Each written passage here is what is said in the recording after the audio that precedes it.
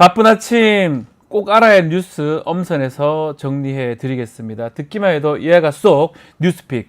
오늘도 뉴스 토마토의 전현주 기자와 함께 하겠습니다. 안녕하세요. 네, 안녕하세요. 네, 댓글에 전현주 기자님 이쁩니다. 배동호님 글 주셨습니다. 저 아직 등장도 하기 전에부터 벌써 예측을 하시고 글을 또 주셨는데요.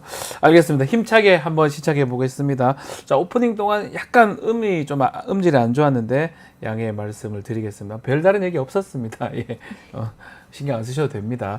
자, 주말 여야 대표회담이어서 국회 개원식이 어제 진행이 됐는데 기대했던 협치는커녕 좀 계엄령 두고 여야가 세게 맞붙었어요. 네, 지난 1일 여야 대표가 11년 만에 만나서 손을 잡은 지 하루 만에 정치권에는 다시 찬바람이 불고 있습니다.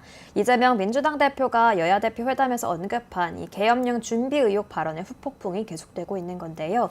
한동훈 국민의힘 대표는 내 귓속에 도청장치 있다, 이런 이야기랑 다를 바 없는 것 아니겠냐라면서 근거를 제시해달라고 요구했습니다. 그러면서 사실이 아니라면 국기를 문란하게 하는 것이라고 강하게 비판했고요. 또 김재원 최고위원도 이재명 대표 판결 선고 날짜가 가까워 오니까 헛것이 보이는 거 아닌가 생각한다면서 이 대표의 재판을 거론하기도 했습니다. 김민석 민주당 최고위원은 오죽하면 국민이 계엄령을 걱정하겠나, 주술적 비상식이 루틴인 정권 아니냐면서 윤석열 정부의 비상식을 강조했고, 근거를 제시하라는 여당의 요구에 천준호 전략기획위원장은 여러 제보를 듣고 있다고 맞받았습니다.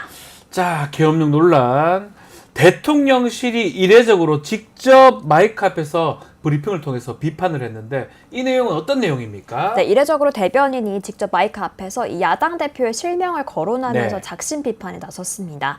정해전 대통령실 대변인은 이재명 당대표, 김민석 최고위원, 박선원 의원 또다시 괴담을 확산 반복하고 있습니다. 저희 머릿속에는 계엄이 없다. 혹시 탄핵 빌드업 과정입니까? 라고 말했는데요. 특히 이재명 대표를 향해서는 날조된 유언비어를 대한민국 공당 대표가 생중계로 유포한 사실에 경악을 금치 못한다면서 손톱만큼 근거라도 있으면 말해달라, 이렇게 말했습니다. 이어서 민주당은 나치, 스탈린 전체주의의 선동정치를 닮아가고 있다면서 무책임한 선동이 아니라면 당대표직을 걸고 말하라고 직격하기도 했는데요. 오히려 대통령실은 자유민주주의를 수호하는 대통령을 음해하는 민주당의 노림수는 도대체 무엇인가 묻고 싶다고 반문하기도 했습니다. 또 계속해서 이 야당이 계엄령 주장을 이어갈 경우에는 추가 조치를 검토하겠다고도 말했습니다. 아니, 이게 나치 스탈린 전체주의하고 뭐가 다른 반대 아닌가요? 계엄령 안 하면 되는 거지. 계엄이라는 군대가 행정까지 다 장악하는 거를 계엄이고, 국가 전쟁 상태나 비상 상태 하는 건데, 보통 안 하면 되는 건데, 이게 스탈린하고 뭔 상관이 있는지 저는 정말 궁금하고, 자유민주주의가 수호하면 되는 거잖아요. 그래서 이걸 또 무슨 조치를 합니까? 이게 무슨 범법행위입니까? 저는 조금 많이 이해가 안 되는데, 일단 아니면 됐죠. 아니면 된 거죠. 다행인 거죠.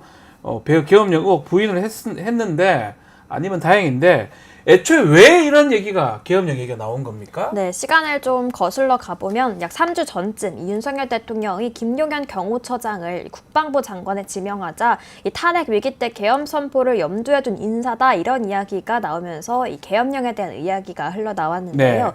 김용현 처장을 국방부 장관에 앉히기 위해서 그 당시 핵심 안보 라인이 다 교체됐었잖아요. 그때 교체된 이 행안부 장관, 국군 방첩사령관, 777 사령관 등의 자리는 이 대통령에게 계엄을 건의하거나 계엄을 견제할 수 있는 자리입니다. 이어서 광복절에 윤 대통령이 이 반국가 세력이라는 표현을 사용하면서 의심은 더 커졌는데요. 한편 설사 이 계엄을 추진한다고 하더라도 이 국회에서 제적 과반 이상이 계엄 해제를 요구하면 대통령은 법에 따라서 해제해야 하는데, 지금처럼 민주당으로만 과반이 넘는 국회에서 계엄을 추진하는 것 자체가 좀 어려워 보이는 상황입니다. 그러네요.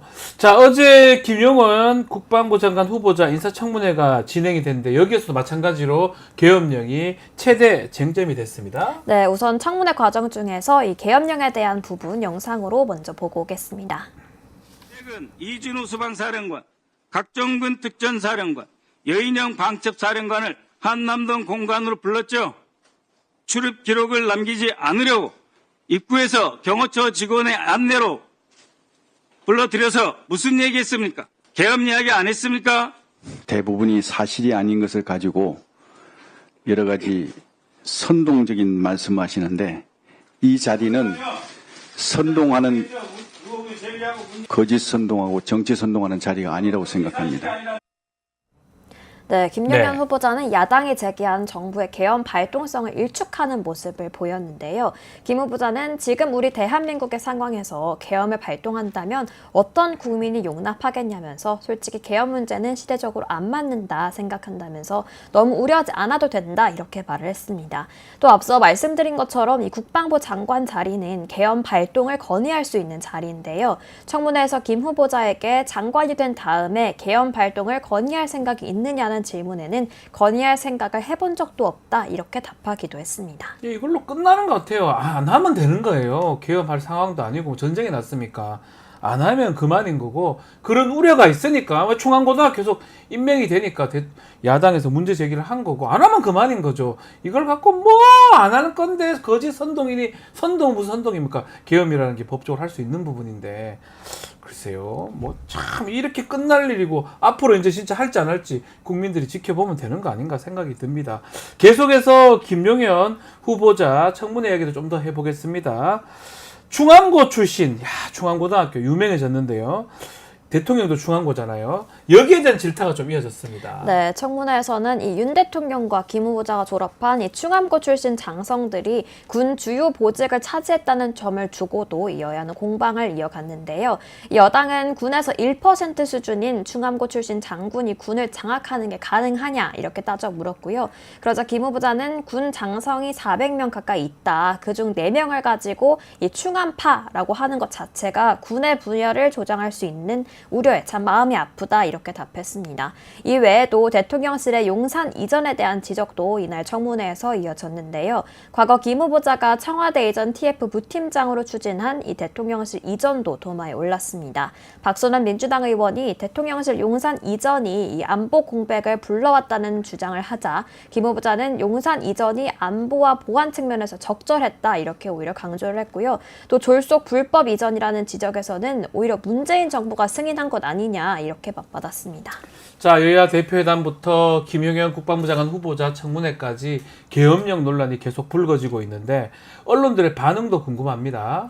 네, 먼저 한겨레부터 살펴보면 네. 한겨레는 김용현 국방장관 후보자 청문회에서 후보자의 자격 검증보다 이 정부의 계엄 준비 의혹이 비중 있게 다뤄진 것에 대해 주목했는데요.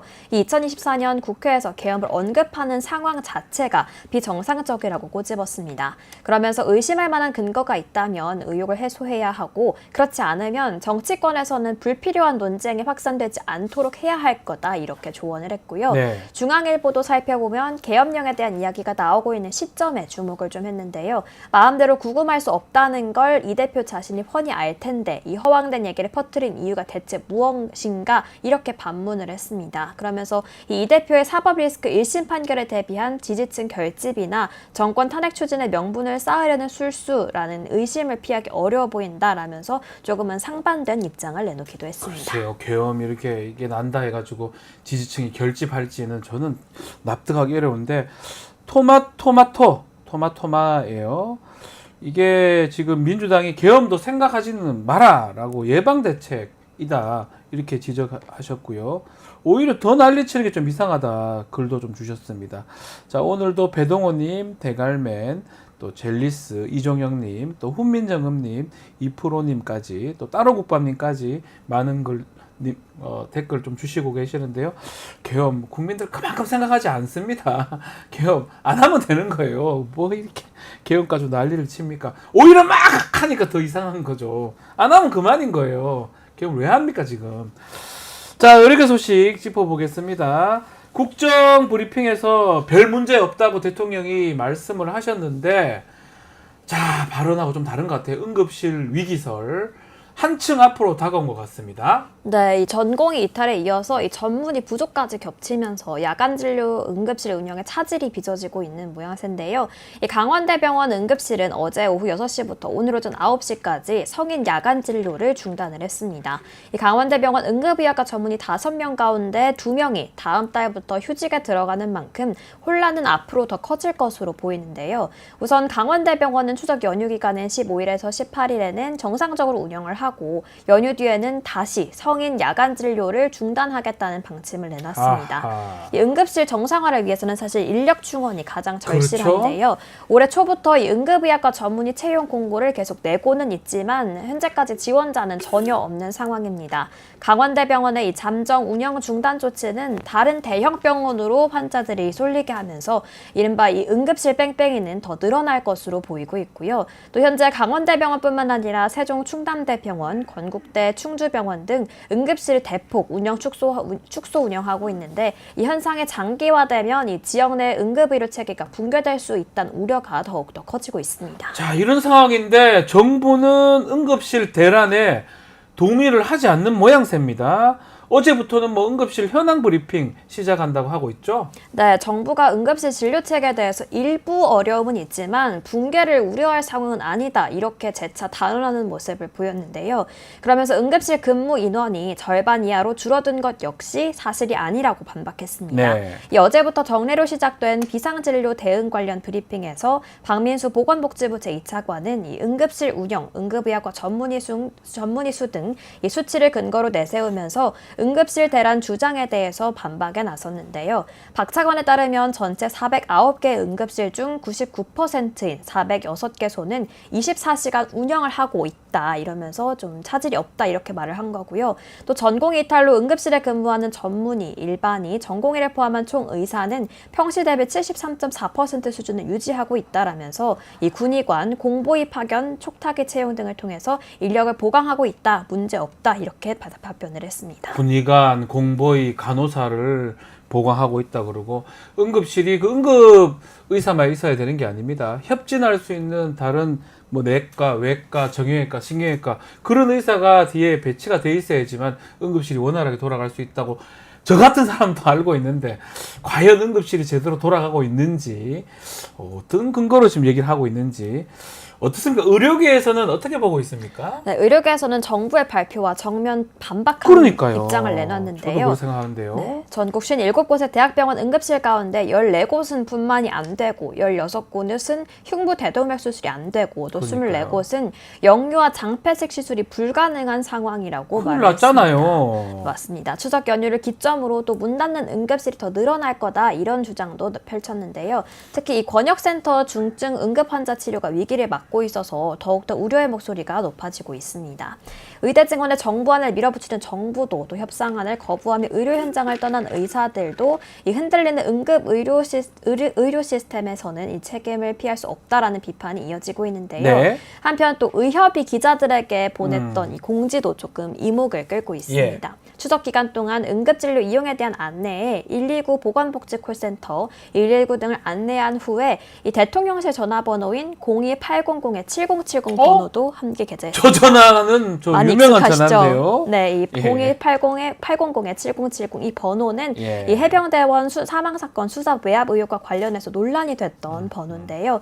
의협은 이 의료 대란을 해결할 책임이 있는 사람은 대통령이라면서 해당 번호도 함께 게재했습니다.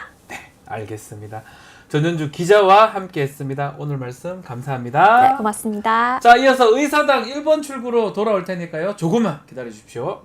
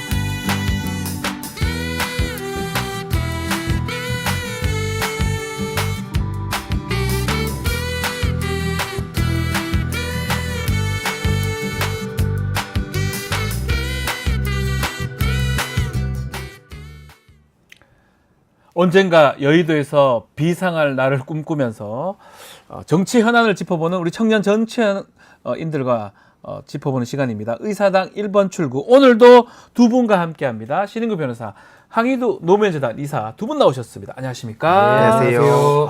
두 분, 젊은 정치인들 두 분하고 얘기를 하면 신납니다. 아닙니까? 왜 그래 아니 웃으십니까? 상황이 너무 또 심각하다 보니까. 예. 네. 아니 근데 두 분 얘기를 들어보면 또 우리 또 애청자분들도 항상 기다립니다. 저도 오늘 토마토 오는 시간 늘 기다리기 때문에 아침에 방울토마토 먹고 왔습니다. 또 이런 정말입니다. 이거. 이런 유머는 뭐 그렇게 좋진 않은데 그래도 기가 다 와닿네요. 토마토 좋습니다.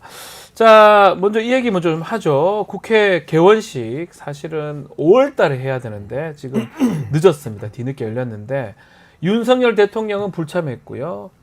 일정대로 예정대로 진행이 됐는데 일단은 대통령이 없는 개원식 87년 개헌 이후에 처음이다. 이 부분 먼저 짚어봐야 될 것 같습니다. 네. 뭐 윤석열 대통령 취임 이후에 지금 대한민국에서 그동안 관례적으로 해오던 것들이 다 무너지고 네. 있는 그 연장으로 저는 보이고요. 뭐 예를 들면 국군의 날 행사에서도 대통령이 군 통수권자로서 열중시어 명을 내려야지 원래 그 부대장이 그렇죠. 부대 저 처음 봤습니다. 원들에게 제가 장교 아니겠습니까? 아, 그쵸. 제가 너무 통상적으로. 당황했어요. 이거는 그러니까 군을 다녀오고 안 다녀오는 이거 문제도 너무 아니거든요. 당황했어요. 근데 이제 혼자 쩝쩝거리다가 네. 그냥 넘어갔잖아요. 네. 그런 것처럼 이 국회 개원식도 대통령을 초청해서 함께하는 이유가 그렇죠. 대통령이 행정부 수반이면서 동시에 국가 원수로서의 지위를 갖고 있기 때문에 가서 축하해주고 또 국민 통합을 하고 이걸 상징적으로 보여주는 장면이고 더더군다나 윤석열 대통령 개인도 대접을 받는 자리예요. 네. 근데 본인이 대접받는 자리인 것도 모르고 어떤 사감인지는 모르겠지만 뭐에 꽂혀가지고 그냥 가기 싫다. 네. 그러니까 이런 식의 사감을 앞세우는 정치가 지금 대한민국을 아주 그냥 더 퇴행으로 이끌고 있는 아주 근본적인 원인 아닌가 두 저는 그렇게 가지 지금 봅니다. 큰 얘기 해주셨어요. 아주 단순한 얘기 같긴 하지만 대통령의 지위, 대통령 국가에서 두 가지 지위가 크게 있습니다. 행정부 수반으로서는 충분히 그럴 수 있습니다. 국회가 다수당이 이제 야당이니까. 그렇지만 국가 원수로서의 지위, 그걸로 이제 부르는 건데, 그러면 그렇게 불편한 외교 활동도 하지 말아야 되는 거 아닙니까? 아니 그냥 모두 싫으면. 저는 다 불편하거든요. 예. 그냥 대통령 안 하셨으면 좋겠어요. 아니, 저도 불편해요 이런 거 보는데 서로 민망하고 불편한 거 알겠습니다. 예. 하기도 이사님. 네. 네. 아니 이게 뭐 말씀 다 공감하고 그러니까 완전 기분파라는 거 아니겠습니까? 네. 그러니까 자기 기분에 따라서 막 뭐 신나게 또 술 마시고 즐길 때는 네. 여기저기 막 찾아다니고 부르지도 않았는데 네. 막 그런 상황인데 국회의장실에서도 오죽하면은 개원 그러니까 이거 일정 전날까지 뭐 비서실이나 경호실 연락이 없었다. 그러니까 이 시스템 자체를 붕괴시킨다는 게 전 제일 크다고 봅니다. 이거는 결국에는 뭐 자기 기분에 따라서 모든 걸 좌우하는데 다수의 국민들 입장에서는 뭔가 시스템이 있어야 네. 적어도 보수 진보를 떠나서 아 그래 이런 식으로 국정 운영하는구나라고 생각하는데 그 자체가 지금 불신을 받고 있다 보니까 나중에 이 무너진 시스템 어떻게 회복하냐. 그러니까 그 시기를 좀 단축해야 된다는 얘기가 괜히 나오는 게 아니라 봅니다. 그러니까 저기 지금 자막에도 나오는 네. 대통령이라는 저 세 글자가 어마어마한 무게감을 갖는 자리입니다. 그러니까 대통령은 국가 원수라 그러면 우리나라의 대표자예요. 거기다 국민을 통합시켜야 되고 국민의 생명과 안전을 최종까지 지키는 그 막중한 자리입니다. 근데 그걸 맞습니다. 가지고 본인의 기분이 뭐 나쁠 수도 있어요. 네. 아니 뭐 우리가 살면서 기분 안 나쁜 사람 어디 있습니까? 네. 근데 그거 가지고서 이 공적인 역할과 공적인 책임까지 방기한다라는 것은 윤석열 대통령은 너무나도 좀 무책임한 사람이다라는 반증 아닌가 싶습니다. 그 내용이 그거 같아요. 특검 탄핵을 남발하는 국회를 정상화한 뒤에 날 초대해달라 이제 그 말씀을 했거든요. 그렇게 볼 자리가 아니고 개원식에는 내가 다 정리된 다음에 초대되면 가야 되는 그런 건 아니라는 뜻으로 봐야 되겠죠. 그렇죠. 왜냐면은 맨날 뭐 상권 분리, 법치주의 뭐 네. 이런 얘기 맨날 하면서 결국에는 국회에서 본인 비판하지 말아라. 나 기분 나쁘다. 뭐 이런 거 아니겠습니까? 네. 본인이 애초에 그 행동을 똑바로 했었다면은 사실 이 정도까지 안 됐을 텐데 맨날 뭐 민주당 욕만 하고 있고 뭐 이따 네. 뒤에서 나올 주제지만 지금 또 이제 전 정부 털기하고 있고 네. 그러니까 이걸 뭐 어떤 식으로 받아들이란 말인지 도무지 납득이 안 갑니다. 자, 근데 저는 이거 한 말씀만 네. 드리면 윤석열 대통령 자꾸 이렇게 비정상을 본인이 정상과 비정상을 나눠서 규정하는데 이게 바로 그 사이비 지식인 반국가 세력 규정 짓는 거랑 똑같은 행태를 보이고 있거든요. 아니 탄핵과 특검을 말하면 그게 비정상입니까? 아니 본인은 특검 출신이고 본인은 박근혜 대통령 탄핵에 가장 큰 수혜를 보신 분이 아니 남의 탄핵은 갖다가 다 정상이고 자기를 갖다가 특검과 탄핵을 논의하면 안 되는 겁니까? 아니 이런 이율배반성이 어디 있어요? 이건 정말 5살짜리 그 금쪽이들도 하지 않는 일인데 전 네. 정치적 금쪽이다 이렇게 봅니다. 오은영 선생이 호출해야 됩니다. 오은영 선생님이요? 네, 알겠습니다. 자, 정기국회 어쨌든 시작이 됐습니다. 예산안도 심사를 해야 되고 각종 입법 과제가 지금 즐비하게 준비된 상황인데 일단은 여야 대표회담에서 입장 차이를 좁히지 못했던 최상병 특검법 25만 원 지원법.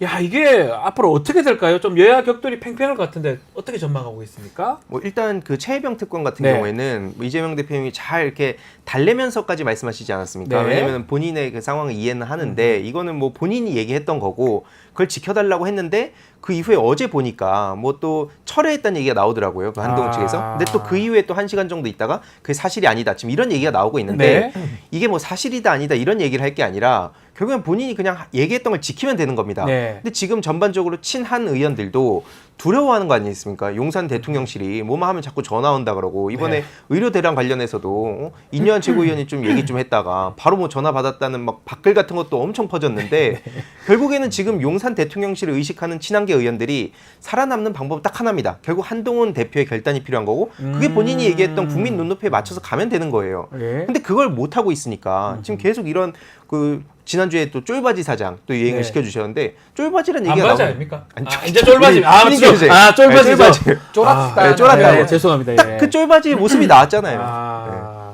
근데 이제 쫄바지 입고 있는 것도 상당히 좀 우스꽝스러운 모습이 있죠. 아무래도 당 예. 대표인데 예. 아, 왜 당당하게 못합니까? 아니 바지 사장 이러면 기분 되게 나빠야 되거든요. 근데 이분은 뭐 쫄바지라고까지 얘기를 해도 아무런 반응이 없으니까 그걸 받아들이는 거 아닌가 싶고 최근에는 쫄바지 입고 도망까지 갔죠. 그러니까 이재명 대표가 최혜병 특검법 관련해서도 백지 수표를 줬어요. 야 원하는 금액 다 써라. 맞아요. 내가 다 받아주겠다. 그냥 네. 내 서명 갖고 가라. 이렇게 했는데도 근데도 사인을 못해요. 덜덜 떨면서. 그러니까 제가 이제 쫄바지라고 얘기하는 게 맞는 얘기가 되는 건데 저는 지금 국민의힘을 딱 두 마디로 표현하면 우왕좌왕 내지는 오합지졸이라고 저는 봐요. 오합지졸입니까? 이거? 아니 이게 뭐 하는 겁니까? 당 대표가 권한을 행사하거나 권한을 행사할 힘이 없어서 부족하다 그러면 그 자리에서 그만둬야죠. 근데 이제 그것도 못하면서 이두저도 아닌 태도를 가지고 국민들을 농락하니까 이제는 국민들이 아마 한동훈 대표가 무슨 말을 해도 믿기 어려울 겁니다. 근데 그런 상황에서 여당의 대표지만은 국민적 당원들의 신뢰가 배제되면 무슨 힘을 가지고 정치를 하겠습니까? 네. 그러니까 저는 한동훈 대표가 엄청난 정치적 위기를 이제 앞으로 맞이할 것이다. 저는 그렇게 봅니다. 자, 지금 말씀대로 뭐 결단을 못 내리고 있어요. 그러면서 계속 그 회담은 뭐 가서 뒤에 가서 한 말하고 다르고 또 다르다고 얘기를 하고 있는데 신경전이 조금 계속 한동훈 대표를 통해서도 나오는 것 같습니다. 특히 지금 계속 문제되는 게 계엄령 얘기가 계속 나오고 있는데 이게 국기문란이다라고 상당히 비판을 하고 있습니다. 일단은 계엄령 이 논란 어떻게 봐야 됩니까?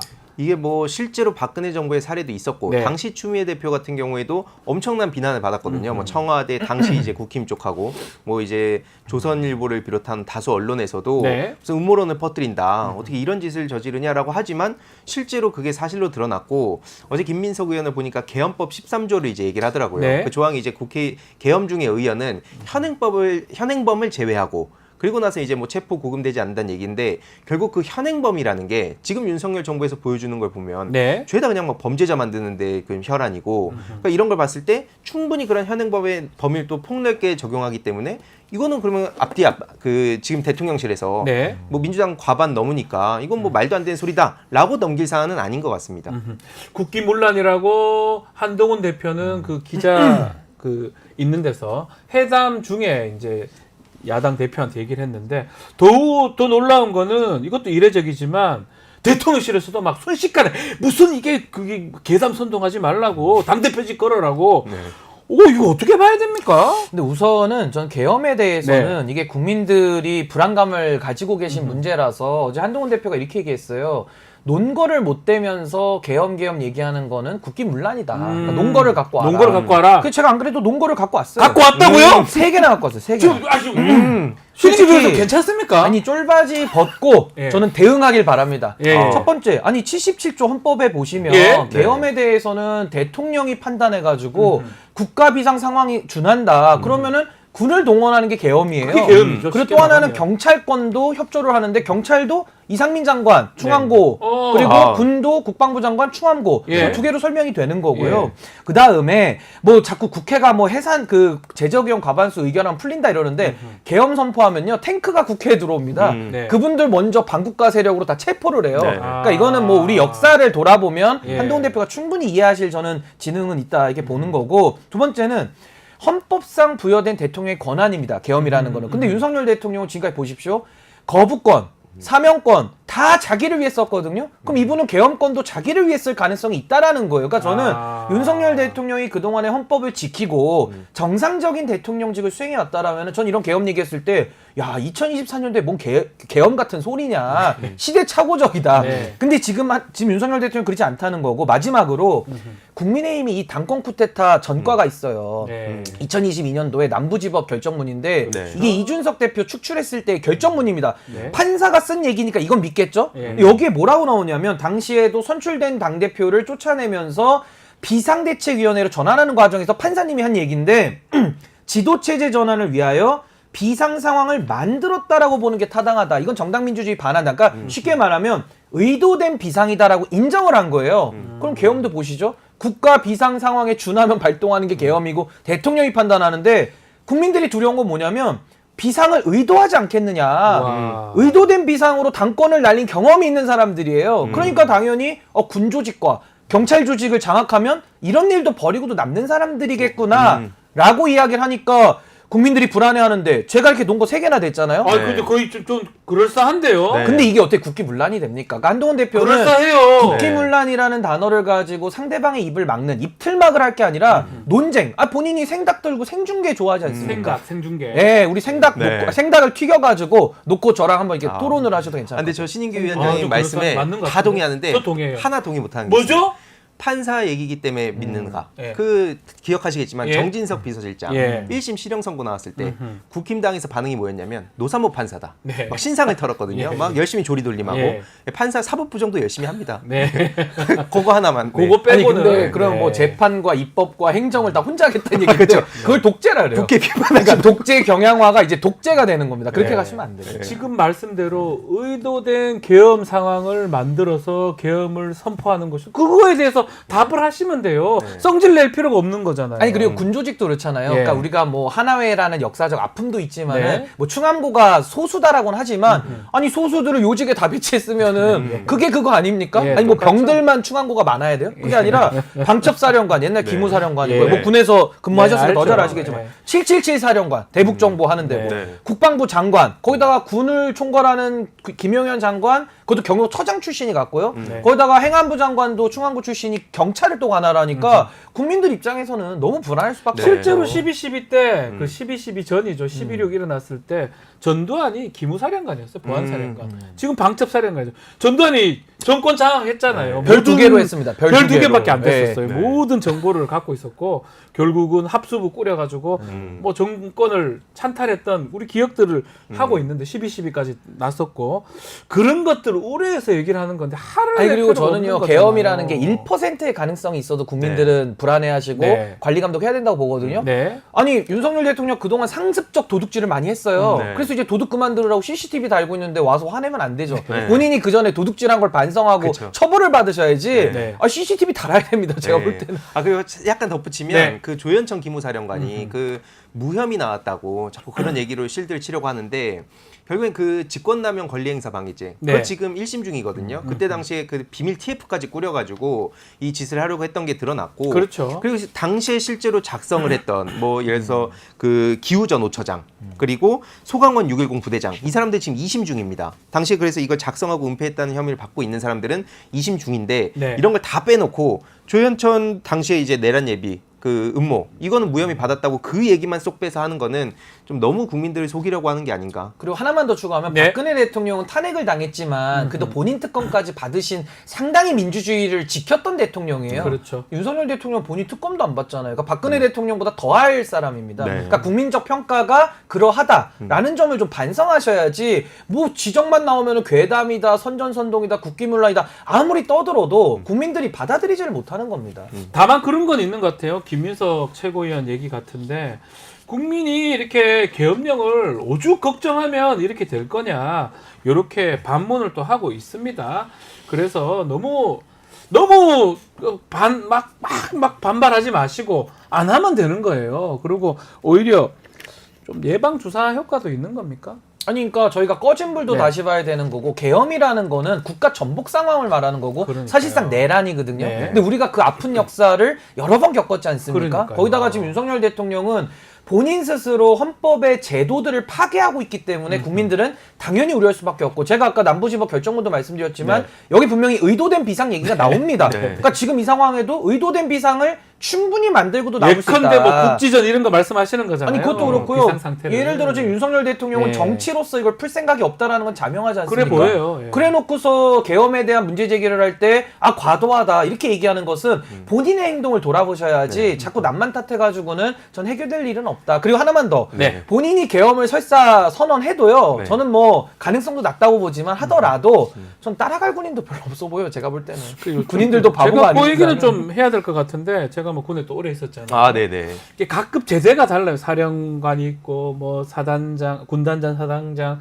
연대장, 대대장이 있으면 예전 같으면 이게 통신 시설이 별로 이게 없었기 때문에 연락할 길이 별로 없고 또 군대 통신 보안 이렇게 움직이는데 지금 같으면 전화를 다 할 것 같아요. 우리 엄마 우리 부대가 지금 움직여요 이렇게. 그래서 하여튼 제가 우스갯소리 하는 건데 근데 그래도 경계는 해야 된다. 경계해야죠. 네. 검토하면 안 당연히 되는 거죠. 경계해야죠. 왜냐면 실제로 당시에 막 방통위 등을 동원해서 박근혜 정부 때도 네. 막 사이버 온라인상에 뭐 네. 유언비어 퍼지는 거 확산 맞아요. 막아야 된다, 뭐 통제해야 된다 식으로 얘기 다 나왔거든요. 네. 그러니까 이게 일순간에, 그러니까 사실 우리도 뭐 카카오톡도 예전에 네. 하루 아침에 불통이 되고 이런 거 봤을 때 무슨 일이 벌어질지 모른다. 굉장히 두려운 상황이라 봅니다. 네. 자, 여야 대표회담을 통해서 뭐 8가지 합의안 만들고 했는데 뭐 그 중에 계속 계엄이나 뭐 다른 얘기 때문에 이 합의안이 조금 퇴색될 수 있는데 그나마 의료개혁 관련해서는 여야 대표가 한 목소리를 냈다. 이게 성과라고 볼 수도 있는데 이걸 성과라고 봐야 됩니까?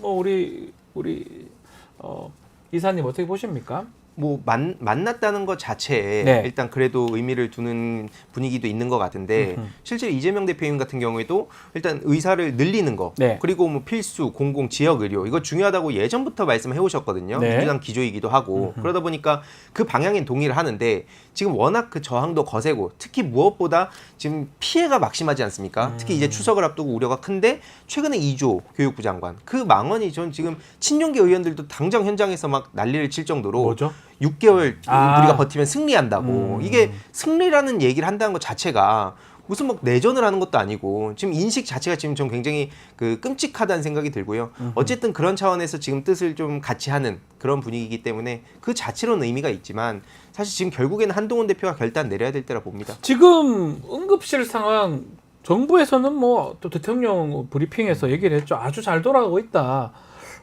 저랑 느낌이 다른가요? 또 댓글하고도 많이 차이가 납니다. 국민들은 많이 불안해하고 있거든요. 요즘에 안녕하세요라고 안 하고 네. 아프지 마세요라는 그렇죠. 인사를 할 정도고요. 네. 그리고 뭐 윤석열 대통령은 기자들한테 병원에 가봐라라고 얘기를 하지만 지금이 어느 시대인데 꼭 가봐야만 합니까? 아니 뉴스를 봐도 하루에 기사가 쏟아져 나오고 뭐 전화 인터뷰를 통해도 의사 선생님들이 더 이상 버틸 수 없다라고 증언을 수시로 하고 있는데 아니 뭐 굳이 가봐도 되겠지만은 그렇게 갈 만큼 국민들이 여유롭지도 않으세요. 그러니까 이건 지금 팩트를 갖다가 인식을 잘못하고 있다. 그리고 저는 한동훈 대표조차도 심각성을 느끼고 있다라는 거 아닙니까? 근데 왜 윤석열 대통령만 못 느낍니까? 그럼 본인이 이상하다라는 걸 이젠 좀 아셔야 될 시점 아닌가라는 생각이 들고요. 전 네. 무엇보다 뭐 아까 이주호 장관의 그 얼토당토하는 이야기도 말씀해 주셨지만 조교용 장관도 평생을 기재부 관료로 살았어요. 그러니까 그렇죠. 보건복지에 대해서 전혀 일도 모르는 일자 무식이 자꾸 이걸 갖다가 뭐 경증 환자는 오지 말아라. 그러면 뭐 환자들 보고 다 의사 되란 얘기입니까? 네, 그렇죠. 그리고 오면은 요금 폭탄 때린다. 가지 말란 얘기거든요. 네. 경제적으로 접근하는 거예요, 그러니까 완전히. 저는 사람의 목숨을 가지고 정권 차원에서 이렇게 도박이나 장난식으로 접근하는 게 얼마나 위험천만한 일인지 전 국민들의 이 불안과 걱정을 정부가 이해하지 못하면 이걸 누가 해결합니까? 그러니까요. 그리고 정부가 초래한 일이기 때문에 전 결자의 질을 당장 해야만 한다. 전 그렇게 곧 봅니다. 추석입니다. 추석이고 응급실 뭐 현황 상황까지 지금 설치해가지고 한다고 하는데 국민들이 느끼는 거는 또 제가 계속 얘기를 하지만 응급실에 응급 의사만 해서 될 일이 아닙니다. 협진할 수 있는 뒤에서 뭐 정형외과라든지 신경외과 의사들이 배치가 돼 있어야지 뭐 사고 났을 때 뒤로 보내고 할 거 아니에요. 네. 뒤에 의사들이 없어요. 응급실이 제대로 돌아가지 않을 수밖에 없는 상황인데 그러다 보니까 지금 현장에 있는 군의관은 공보위 빼가지고 지금 갔다라는 거잖아요. 그래놓고 잘 돌아간다는 말이 이게 말이 나올 수 있는 겁니까? 그러니까 이게 국힘 측에서는 그래도 또 실드를 친답시고 네. 하는 얘기가 참모들이 보고를 제대로 안 하니까, 그러니까 참모들이 괜찮다 하니까, 그리고 현장 가도 뭐 그런 깔끔하게 정돈된 모습을 보니까 윤석열 대통령이 그 지금 이렇게 착각을 하고 있는 것 같다라는 얘기를 하는데. 아 뉴스를 봐야죠. 그러면 그러니까. 우리가 화내면 안 되는데. 아 맞습니다. 그 응급실 가는 게 정상적인 뉴스를 좀 보면 알 수 있는 거 아닙니까? 맞습니다. 지금 뭐 우리가 다 가짜 뉴스입니까 이게? 근데 저는 우리가 가짜 뉴스예요. 앵커님 말씀하신 부분이 매우 중요한데요. 뉴스를 보세요 뉴스를. 이게 의료라고 하는 거는 거의 군사 조직 같이 아주 체계적으로 맞습니다. 움직이고 손발이 맞아도 어려운 거거든요. 왜 네. 사람을 살려야 되고 네. 가장 아프신 분들, 긴급한 분들이 오시니까. 근데 지금 전공의들 다 빠졌죠. 의료 체계가 붕괴됐어요. 여기다가는 아무리 간호법을 합의 통과시켜도요. 그 체계가 자리 잡는데도 아마 한참이 걸릴 겁니다. 몇 그리고 년이 된다라는 걸릴 겁니다. 보장도 없고요. 예. 근데 이런 상황에서 의료 체계를 다 부셔버렸다라는 게 윤석열 대통령의 가장 이거는 용서받지 못할 책임이고, 저는 더 심각한 게 뭐냐면 응급실이라는 데는요.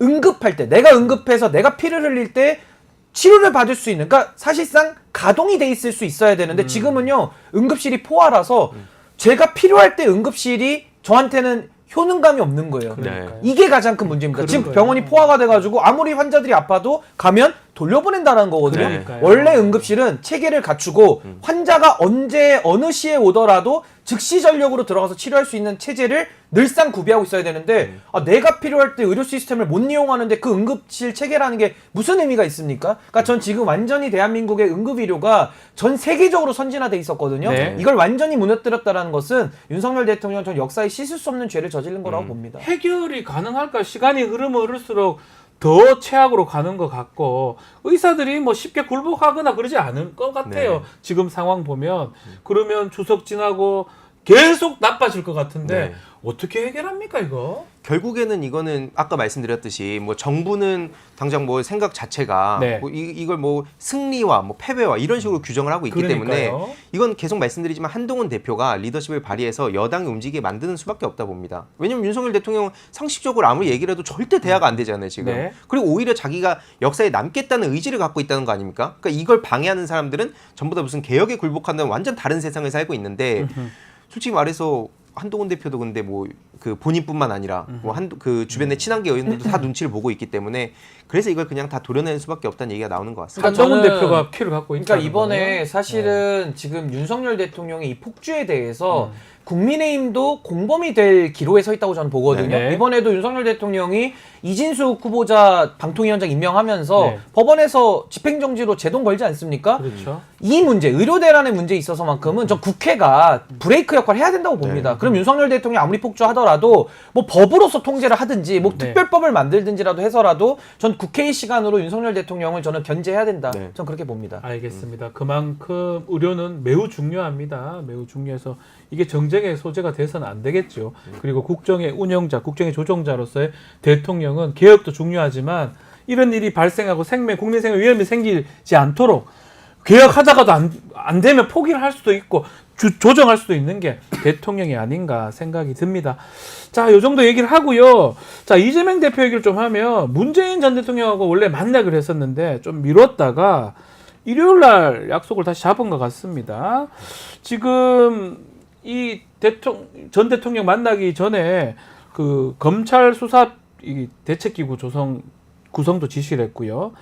아마 만나게 되면 수사 얘기를 좀 할 것 같기도 합니다. 아무래도 할 수밖에 네. 없는 게 실제로 이재명 대표님도 즉각 그 트위터에다가 입장을 네. 전하셨거든요. 이건 정권 보복이다, 그 야당 탄압이다 말씀을 하셨고 실제로 이혼한 딸한테 이제 실명으로 돈을 줬는데 이걸 가지고 계속 막 그 조선일보에서 주로 이런 보도를 단독 보도 네. 막 계속 쏟아내더라고요. 네. 이 심지어 손자 아이패드까지 이거 압수해 갔다는 거 아닙니까? 네. 그리고 나서 검찰에서는 그런 적 없다라고 거짓말을 했지만 윤건영 의원이 그 바로 증거까지 공개했어요. 그 8번 네. 그 증거 내역까지 공개를 했기 때문에 하는 말마다 거짓말이고 심지어 그 사돈, 그러니까 그 전 사위의 이제 어머니죠. 칠순 넘은 분의 핸드폰까지도 보고 네. 심지어 그 지금 24년에 전세 계약한 거 문다혜 씨가 그것까지도 왜 본다는 건지 상식적으로 납득이 안 되잖아요. 18년도에 사위가 취업을 한 거 갖고 난리를 치고 있는데 24년 부동산 전세 계약이 무슨 상관이 있습니까? 그러니까 이건 상식적으로 보더라도 도저히 납득할 수가 없는 거고 이유는 딱 하나다. 앞서 우리가 쭉 문제 제기했던 거에서 시선을 분산시키고 네. 곧 김건희 씨 관련한 리스크가 제대로 터지기 시작할 텐데 네. 그걸 지금 다른 데로 돌리고 물타기 하려는 거 아니냐 이렇게 생각합니다. 그러려면 좀 비슷해야 되는데 저는 법조인이지만 한번 봐도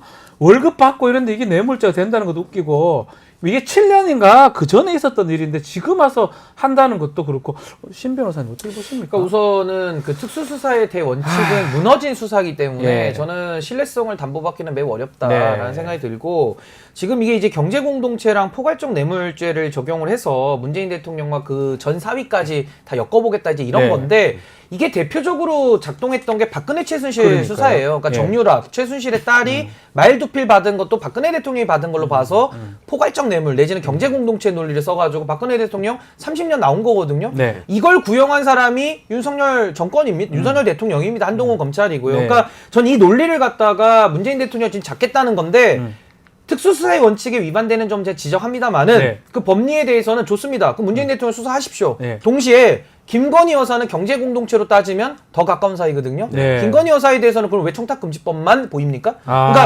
그러니까 문재인 대통령과 최순실 박근혜를 잡을 때는 뭐 알선수재니 특가법이니 뭐 다 갖다가 하고 네.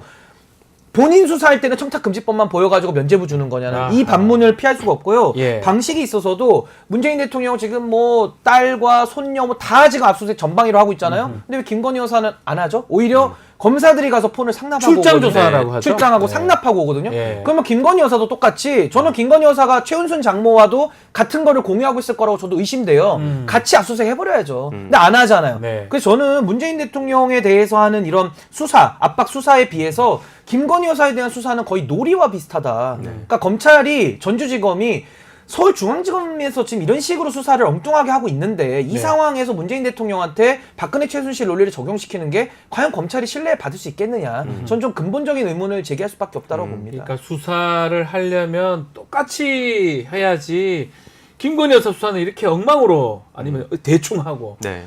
문재인 전 대통령 수사는 완전히 뭐 압수수색하고 난리 났다 이렇게 지적을 하시는 것 같아요. 저 완전 동의하고요. 네. 실제로 노무현 정부 때 제가 그 네. 이명박 심리전 관련해서 관심 되게 많지 않았습니까? 네네, 그때, 예. 당시에 국정원에서 이런 짓을 저질렀는데 네. 지금도 윤석열 정부 들어서서 다른 모든 사람도 이명박 정부 때랑 똑같고 더 나아가고 심지어 국정원도 지금 열심히 활개치고 있어요. 그럼 네. 저는 이거 논두렁식의 툴을 만들려는 거다. 그때 당시에도 심리학자 동원해서 했던 게 3단계 전략이 있습니다. 네. 1단계로 권위 훼손시킨다. 2단계로 주변 사람 그러면 떠나게 되죠. 네. 3단계 고립시킨다. 이거를 계속 적용해서 지금 이재명 대표한테도 그렇게 터는 거 아니냐 네. 이런 생각이 들었는데 지금 똑같습니다. 이런 식으로 막 계속 털고 망신주기 하다 보면 정치인들도 뭐 중도 뭐 이런 거 고려하게 되고 막 이러다 보면 얘기 못 하고 그런 식으로 만들려는 것 같은데 이미 우리가 학습 효과가 있기 때문에 그런 식으로 넘어가지 않을 거다. 이제는 안 될 것이다. 안 됩니다. 이제 저도 쟤만 봐도 뭔가 스토리대로 가는 것 같아요. 그리고 월급 받았는데 그게 무슨 뇌물입니까? 그래 따지면 전 국민 다 뇌물죄 되고. 아니 이건 네. 어떻습니까? 그 뇌물로 이제 사위가 받은 월급을 문재인 대통령이 줄 돈을 면제받아서 이익으로 해서 뇌물인데 김건희 여사도 디올백을 그러니까요. 윤석열 대통령이 원래 사줬어야 사줘야죠. 되는데 네. 안에 뭐 그렇죠. 얼마가 내든 사줘야 됩니다. 자기 배우자니까. 근데 받아냈잖아요. 그걸 받았으니까 면제받았잖아요. 그 이거랑 논리라면 똑같은 뇌물이죠. 거예요. 네. 그러니까 저는 지금 검찰이 너무나도 이중 기준을 갖다가 너무 노골적으로 이렇게 되고 있는데 전 좀 창피함을 알았으면 좋겠고 네. 문재인 대통령 수사 그럼 좋습니다. 백보 양보해서 좋으니까 김건희 여사에 대해서도 똑같이 수사해야 되고 전주지검 검사뿐만 아니라 전체 검사들이 이 지금 기준을 달리 적용하는 부분 이거 검찰 신뢰를 떨어뜨리는 일이니까 좀 자성과 반성이 필요하다고 봅니다. 알겠습니다. 자, 오늘 의사당 1번 출구 여기서 마무리하겠습니다. 황희리 의사, 신은규 변호사와 함께했습니다. 두 분 말씀 감사합니다. 고맙습니다.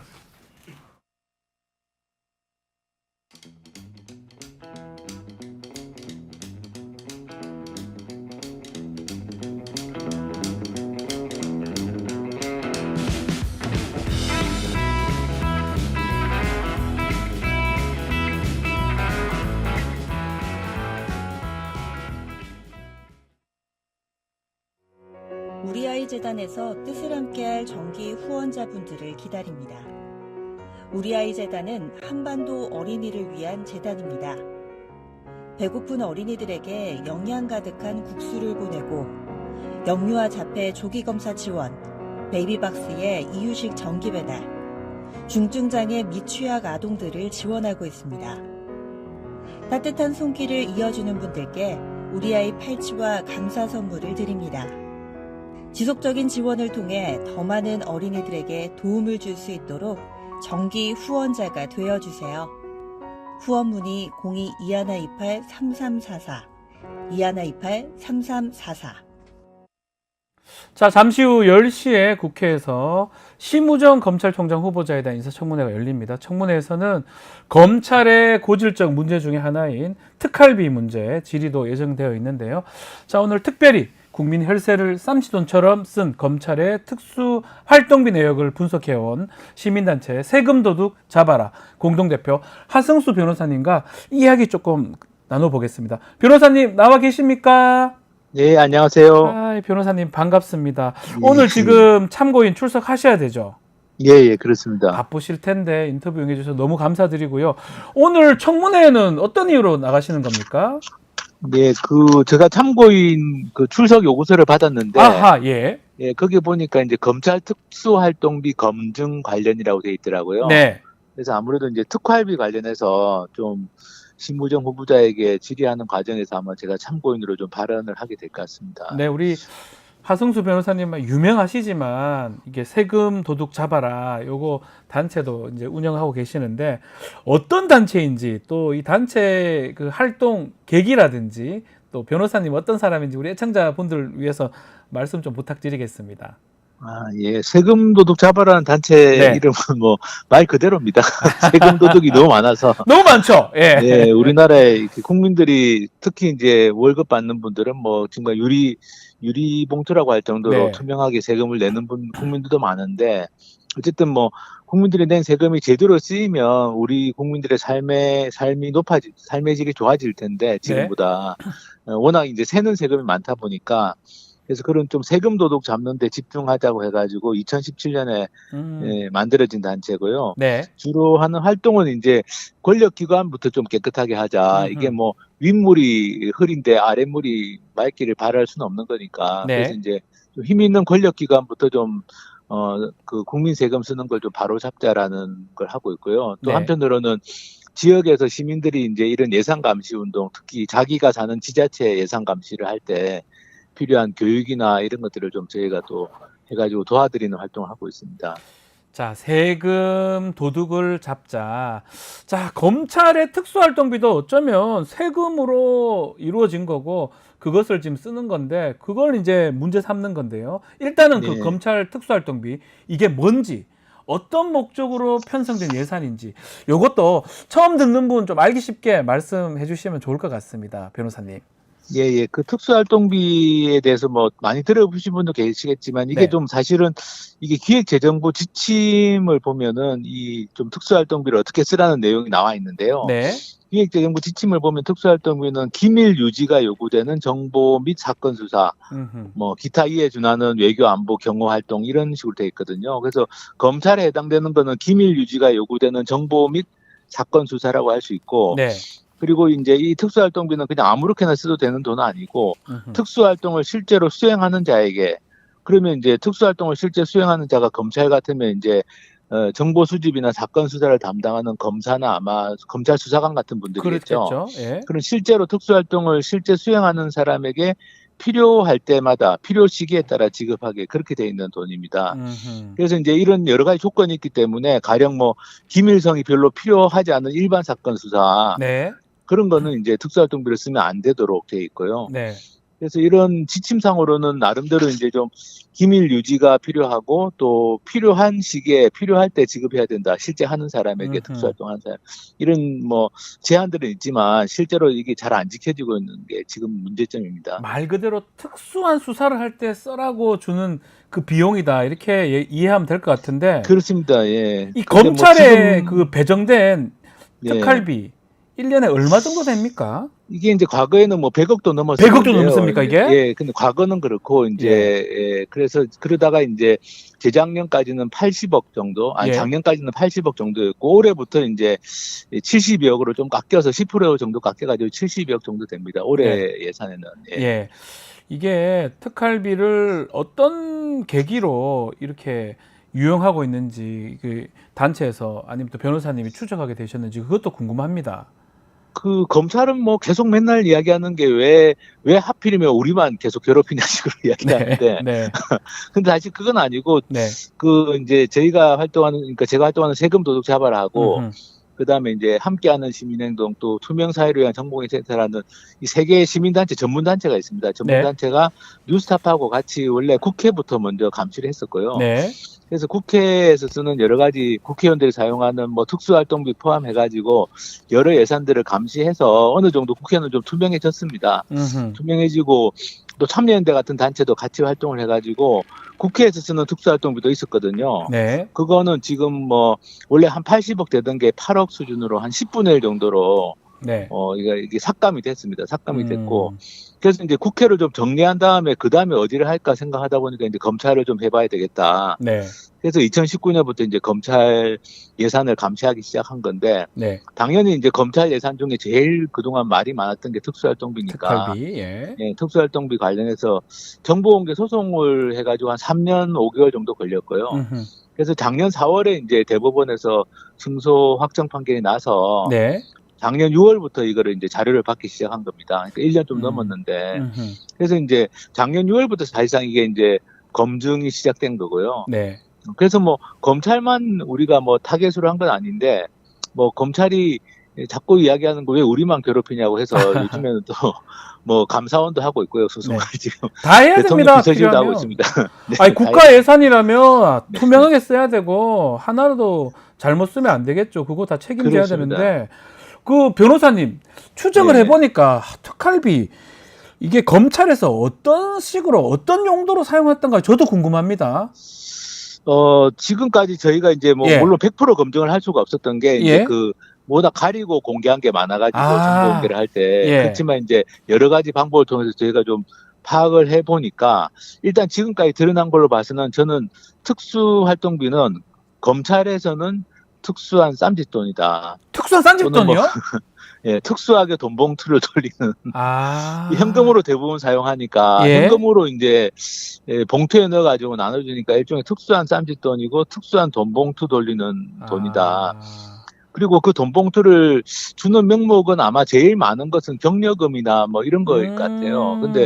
근데 그 격려금을 받은 사람이 나쁜 마음만 먹으면 그 돈을 인마이 포켓할 수도 있는 거고 그렇죠. 아니면 특수하게 회식 안 됐을 수도 있고 지금 말씀대로라면 저는 사실은 뭐 마약 수사 이런 거 할 때 써야 되나 마약을 뭐 함정 수사도 해야 되니까 그 정도밖에 제가 생각을 못했는데 지금 들어보니까 그런 거 쓰지도 않고 결국 격려비와 회식비로 쓰는 거네요. 자기들 먹으려고. 뭐 아니 마약 수사한 데만 쓴다면 마약 수사하는 그 담당 부서에만 특수활동비가 거기만 가야죠. 원래 같으면. 네. 예, 근데 그게 아니라 전국 검찰청에 다 지금 조금씩은 나눠주고 있고 네.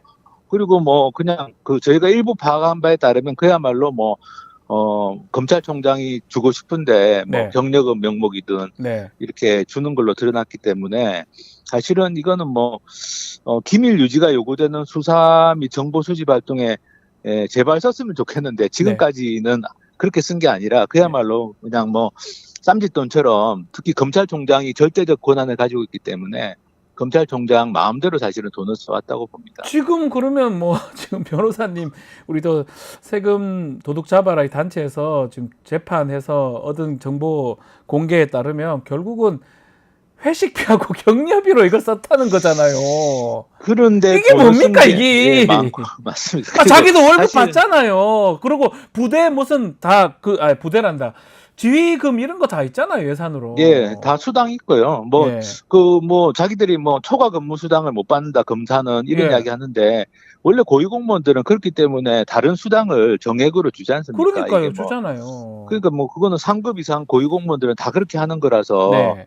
어떻게 보면은 뭐 초과 근무 수당 못 받는다 이런 이야기를 하는데 근데 초과 근무 수당 못 받는다고 해서 이렇게 기밀 수사에 써야 되는 특수활동비를 딴 데 쓴다는 거 말이 안 되지 그러니까 않습니까? 실제로 그러면 좀 죄송한 얘기지만 기밀 수사에 이렇게 현금으로 쓸 일이 없는 거죠, 거의. 뭐 자기들은 무슨 정보원 만나서 뭐 이렇게 정보원한테 돈 정보원한테- 주고 이렇게 정보 캐는 겁니까? 현금 주고? 근데 그게 전국 뭡니까, 검찰청에서 이게? 다 그렇게 할 수가 없지 않습니까? 못하죠. 그거 다 불법. 오히려 그 조사하다가 검사가 수사관이 들어갈라. 정말 그렇습니다. 그리고 정말 이해할 수. 요즘 세상에 현금으로 다 써야 되는 게 어디 있습니까, 세상에. 그리고 뭐 작년 6월에 그 이원석 검찰총장 네. 이 전국 검찰청 민원실에 특수활동비로 이렇게 경력금을 뿌린 걸 밝혀냈거든요. 아하, 예. 내부 제보가 있어서. 예. 그러니까 민원실 담당자가 이 특수활동비 100만 원을 받았는데 네. 그분이 받고 너무 황당했다는 거예요. 아니 왜 민원실이 왜 그분이 뭐 특수활동비 왜 주나? 특수활동을 합니까? 아주 그분이 일반 이제 활동을 하는데. 그분 퇴직을 하셔가지고 이제 제보를 해가지고 드러난 건데. 예. 그러니까 이게 뭐 그야말로 이거는 어떤 검찰 같은 경우는 어떤 내부적인 어떤 뭐 경각심이나 긴장감 이런 거 전혀 없이 네. 그야말로 쓰고 싶은 대로 쌈짓돈이네요, 그냥. 쌈짓돈. 예, 그렇게 써왔다는 건 드러나는 겁니다. 그러니까 이게 지금 드러나고 이거 다 좀 알려줘야 되는데 국민들한테 보도가 제대로 안 되고 있어서 답답한 측면인데 있는데 네. 그 올해 1월달에 대검에 제출한 고발장은 어떤 내용입니까? 아, 이게 이제 저희가 그 작년 6월에 이제 이 자료를 받아 보니까 네. 2017년 뭐 4월, 5월 또는 뭐 검찰청마다 좀 다른데 뭐 6월 좀 2017년 상반기까지 자료가 불법 폐기된 걸 저희가 발견했습니다. 아, 예. 심지어 이거는 검찰청의 그 지금 특활비 관리하는 담당자들도 몰랐던 사실인데요. 어허, 예. 과거의 것이니까. 예.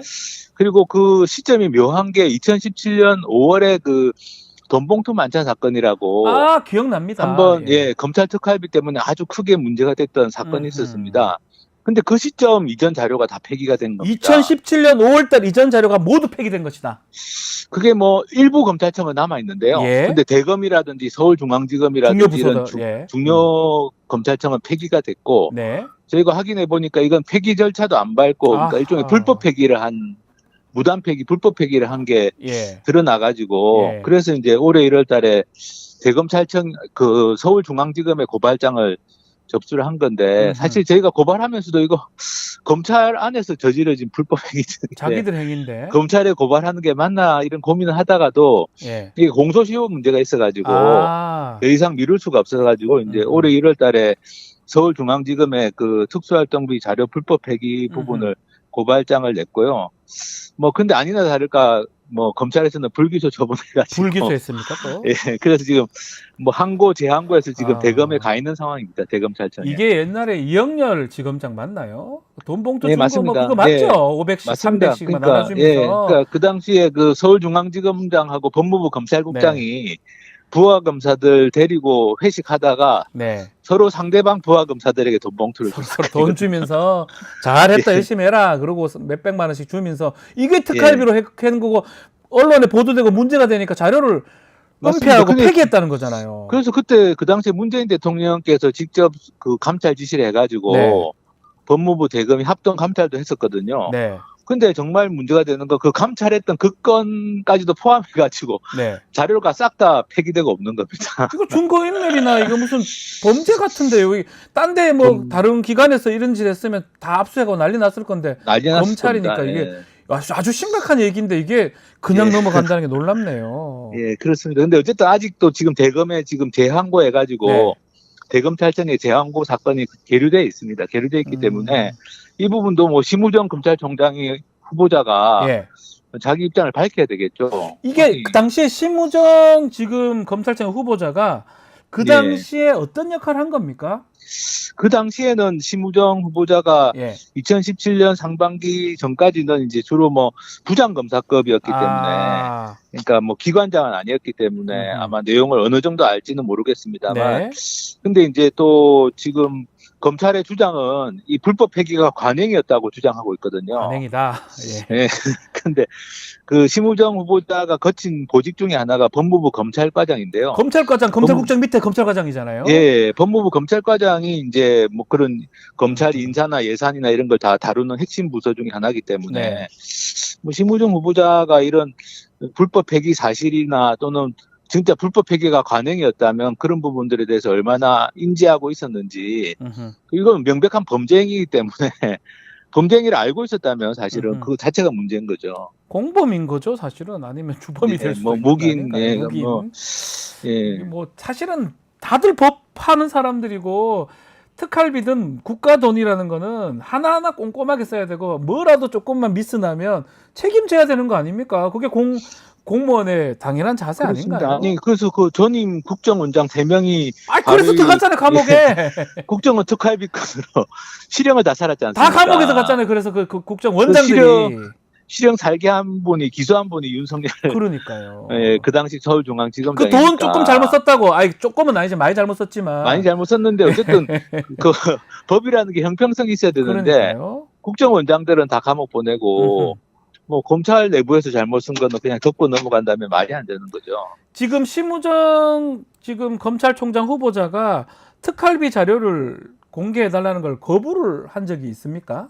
이제 그게 법무부 차관 지금 법무부 차관 하다가 이제 검찰총장 후보자가 된 건데 올해 1월 달에 이제 법무부 차관 하고 있을 때 그 뉴스타파에서 그 법무부 장관 특수활동비 그 전임 정권과 이제 포함해가지고 정보공개 청구를 했는데 자료 공개를 하겠다고 실무자 쪽에서는 이제 준비하고 있다. 뭐한 200장 된다. 200장 정도 된다. 자료가. 그렇게 얘기를 했는데 갑자기 비공개를 한 건데요. 그 비공개하는데 이제 심우정 지금 후보자가 법무부 차관으로서 그 당시 장관이 공석이었습니다. 그래서 차관으로서 의사결정을 했다. 그런데 사실 말이 안 되는 게 아니 대법원에서 검찰 특수활동비 자료 공개하라고 판결이 났는데 검찰은 직접 사건 수사를 하는 것 아닙니까? 법무부는 직접 사건 수사하는 것도 아니거든요. 그렇죠. 근데 왜 법무부 특수활동비를 공개하지 말라고 지금 심우정 후보자가 그렇게 결정을 했는가? 그 부분도 사실은 좀 따져봐야 될 부분이고요. 왜냐하면 뭐 법무부와 검찰은 사실상 한 몸이라고 할 정도로 서로 연결되어 있는 거다 보니까. 그래서 어쨌든 그 심우정 후보자가 법무부 특수활동비 정보 공개를 막은 거죠. 사실은 막은 건데. 법무부 차관이긴 하지만 사실은 이것도 좀 저는 문제가 된다고 보는데 검찰 출신의 법무부 차관이니까 자신들의 후배라든지 선배들, 동료들 지켜주려고 거부한 것이다. 이렇게 봐야 된다는 거죠. 아니 본인도 뭐 법무부에 많이 본인도 근무했었고. 했었고. 본인도 했었고. 네, 법무부도 법무부에 많이 근무했었기 때문에 법무부 검찰과장도 했지만 또 법무부 기획조정실장도 했고 뭐 많이 했지 않습니까? 그러니까 법무부 주요 보직을 다 거친 사람인데 결국 법무부 특수활동비 공개를 막은 건 뭐 본인 포함해서 말씀하신 것처럼 선후배들 쓰는 특수활동비 자료 공개를 좀 지연시키려고 한 거 아닌가. 그렇게 볼 수밖에 없습니다. 그 심우정 후보자 개인의 특활비 불법 유용 의혹도 문제가 된다고 하던데 이건 어떤 내용입니까? 그 심우정 후보자가 이제 주로 뭐 부장검사, 차장검사 하다가 본인도? 이제 검사장이 돼가지고 이제 일선 기관장, 검찰청 검사장으로 나간 게 이제 동부지검하고 인천지검입니다. 2021년 6월부터 1년 동안 동부지검 검사장을 했었고 2022년 6월부터 2023년 9월까지는 인천지검 검사장을 했는데요. 이때는 이제 기관장이니까 특수활동비를 쓸 수 있는 권한이 있었던 거죠. 근데 이제 동부지검 지금 문제가 특히 되는 게 동부지검 시절에 서울 동부지검 검사장 하던 시절에 뭐 명절을 앞두고 특수활동비를 뭐 대거 집행했다 썼다. 그러니까 일종의 명절 떡값 아니냐 이런 의혹이 또 연말에 또 남은 걸 몰아쓴 거 아니냐 이게 지금 뉴스타파가 분석한 결과 이런 의혹들이 제기된 상태고요. 이러면 안 되는 거 아닙니까? 경력금은 왜 줍니까 자기가? 안 됩니다. 안 되죠. 왜냐하면 기밀 수사가 필요할 때 필요한 사람에게 주도록 돼 있거든요. 그렇게 되도록 쓴 게 특활비 아닙니까? 명절이 특수활동 명절에 뭐 추석 때 가가지고 조사합니까? 아니 그리고 명절이라고 해서 나눠줬다 그러면 그거는 특수활동비하고 전혀 안 맞는 거죠. 그러니까요. 근데 2022년 1월 설 명절 앞두고 뭐 한 주에 1,350만 원을 줬다 이런 게 나왔거든요. 28명에게 1,350만 원 줬다. 이거 전형적인 명절 떡값이거든요. 떡값이네요, 떡값. 그래서 이제 심우정 후보자 본인이 쓴 것 중에서는 이제 동부지검장 시절에 뭐 명절 앞두고 이렇게 떡값처럼 돌린 거 아니냐.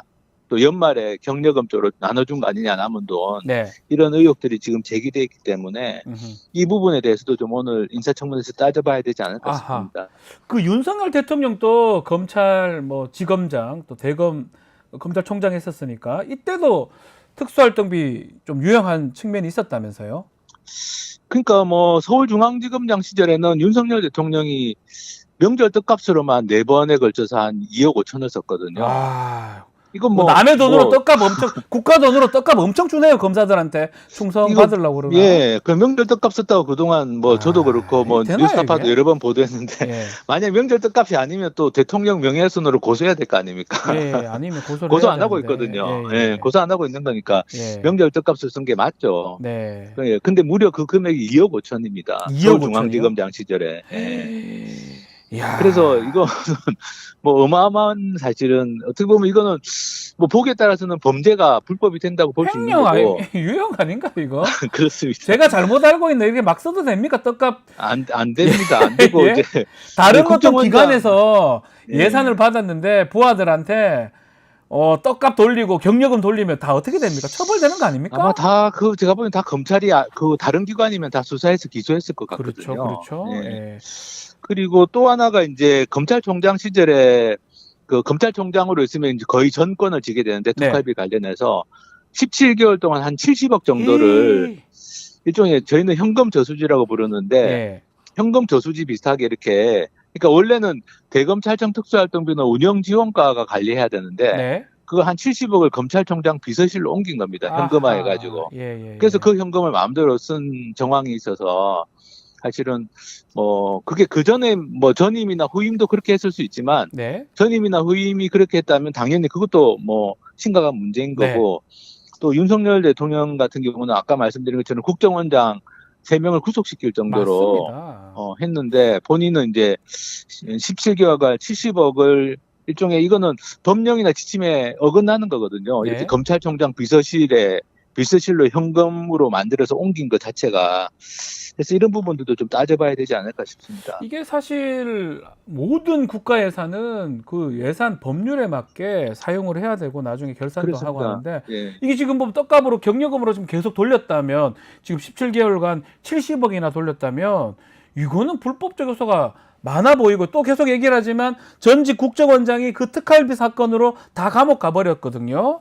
이게 특활비를 불법 유용하는 게 검찰의 관행으로 봐야 됩니까?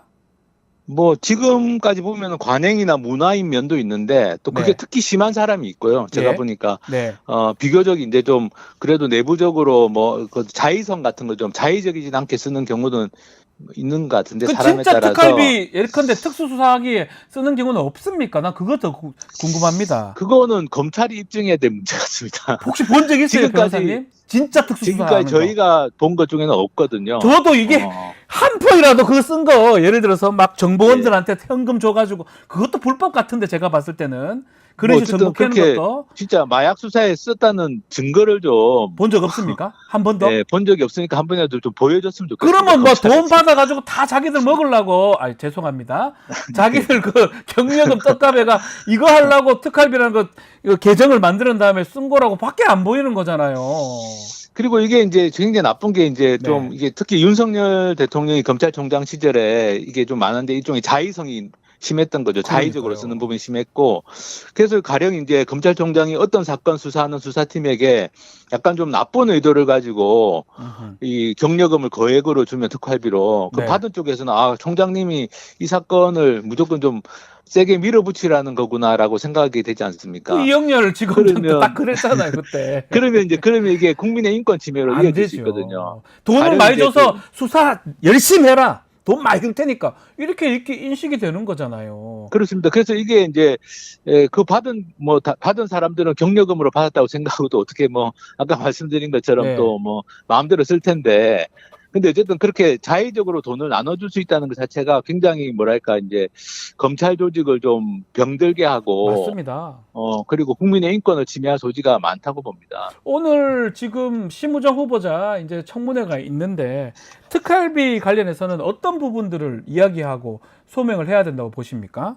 크게 보면 두 가지라고 봅니다. 하나는 이제 검찰 특수활동비 관련해서 과거에 있었던 이런 불법 의혹들 네. 거기에 대해서 검찰총장 후보자로서 입장이 무엇인지, 또 본인은 특활비를 어떻게 쓸 것인지, 아하. 지금도 지금도 있으니까 남아있는 것들이. 네. 그리고 이제 또 하나는 본인과 관련된 의혹들입니다. 아까 말씀드린 뭐 명절 뜻값이라든지 연말에 뭐 경력금을 쓰는 동부지검장 시절 의혹이라든지. 때. 네네, 그렇습니다. 그런 부분들, 또 법무부 차관으로서 왜 법무부 특활비 정보 공개를 막았는지. 그래서 크게 보면 좀 특활비 전반에 관한 게 있고, 또 네. 심호정 후보자 본인과 관련된 게 있고, 또 사실은 임명권자가 윤석열 대통령인데, 윤석열 대통령이 받고 있는 특활비 관련된 여러 불법 의혹들이 있습니다. 네. 그에 대한 입장이라든지 이런 것들이 좀 오늘 청문회에서 좀 다뤄져야 되지 않을까 싶습니다. 이 심 후보자 청문회 통과할 수 있을 것 같습니까? 어떻게 보십니까? 뭐 우리나라 인사청문회라는 게 예. 아무리 문제가 많이 드러나도 임명권자가 임명할 수 있는 거니까.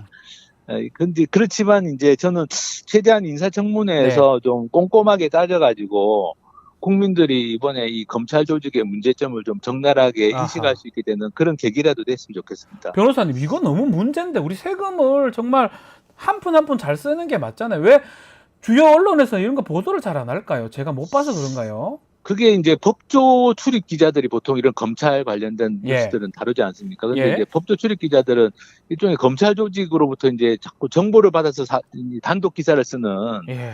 어떻게 보면 검찰하고 유착될 수밖에 없는 그런 좀 측면이 있더라고요. 아, 그래서 저한테도 기사 정말 제대로 쓰고 싶은데 이게 뭐 눈치가 보인다는 그렇게 솔직한 아하. 이야기를 하는 기자님도 계셔가지고, 예. 사실은 이게 법조 언론에서 제대로 다룰 수가 없는 문제인 것 같고요. 네. 그래서 이게 이제 좀 국회가 제대로 해가지고, 음흠. 저는 이제 국정조사도 하고, 네. 뭐 불법 의혹에 대해서는 특별검사도 하고, 음흠. 그리고 내년에 이제 내년에도 또 당장 내년 예산에 특수활동비 어떻게 할 거냐. 그렇죠. 지금 문제되죠. 이런 것들이 있기 예. 때문에 저는 좀 국회가 나서야 되는 아하. 문제가 아닌가 싶습니다. 그럼 다시 한번 정리해 주십시오. 국민 혈세인데 이게 조직원들의 생색을 내면서 폼 잡고 세를 규합해서 조사를 막 자기 원하는 거 많이 시키려고 검찰 특활비를 유용한 거 아닙니까? 맞죠? 그렇게 유형이라는 해석이 걸- 되잖아요. 예. 아니면 유형이라는 걸- 아니라고 증거되면 마약 샀다고 증거를 맞습니다. 대든가. 예, 지금까지 드러난 걸로 봐서는 뭐 굉장히 많이 유용되고 있고, 오남용, 유용, 뭐 불법 의혹들이 워낙 많기 때문에, 네. 어쨌든 그렇지 않다는 건 자기들이 입증해야 되는 입증하면 거죠. 좋죠. 입증하면 오케이 마약 잘 샀네 이렇게 얘기를 할 네. 텐데 그게 아니기 때문에 그게 그렇습니다. 그래서 당장 내년 예산부터 검찰 특활비는 저는 전액 삭감해야 된다.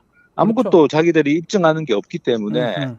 그러면 전액 삭감해야 되고, 그런 정도의 좀 의지를 야당들이 가지면 네. 저는 이 가을 예산 국면에서 이 검찰 특수활동비 문제가 다시 한번 좀 제대로 짚어지지 않을까. 오늘 인사청문회가 그 시작이 되면 좋겠다는 생각을 좀 해봅니다. 그래서 우리 변호사님 인사청문회 가서 말씀 좀 많이 좀 해주십시오. 그리고 보도가 좀 잘 돼야 됩니다. 이런 거 계속 일회성만 보도되고 많은데 사실은 심각한 거 아닙니까? 내 돈이에요. 다 우리 세금인데 이들 그렇습니다. 경력금으로 쓰라고 준 거 아니잖아요. 줄 수도 있지만 그거는 정확하게 계정이나 이런 게 정해져야 되는 거 아니겠습니까? 맞습니다. 예산에 경력금으로 해서 그러면 해야 되는 그러니까요. 거지. 아니, 특수수사라면서 특수수사 마약 산다면서. 예, 국민들 세금 가져가가지고 마음대로 썼다는 건 네. 사실 이건 있을 수 없는 일이죠. 그래서 오늘 변호사님 청문회에서 많은 또 활약 또 많은 말씀 좀 부탁을 좀 드리겠습니다. 네, 알겠습니다. 감사합니다. 오늘 말씀 여기까지 듣겠습니다. 감사합니다. 네, 감사합니다. 지금까지 하승수 변호사와 말씀 나눴습니다. 자, 오늘 방송 좀 마쳐야 될 것 같은데요. 내일 방송도 소개를 좀 해드리겠습니다. 내일은 최진봉 교수님의 수 잃는 남자 준비되어 있고요. 또 김철근 또 개혁신당 사무총장, 현근택 전 민주연구원 부원장이 이끄는 이슈 화합도 준비되어 있으니까 끝까지 채널 고정시키고요. 주시고요. 자, 뉴스 인사 프라임 이어서 진행이 됩니다. 화요일은 서초의 봄이 준비되어 있습니다. 자, 은밀하고 재밌는 얘기 다음부터니까 어디 가지 마시고 조금만 기다려 주십시오. 잠시 후에 뵙겠습니다.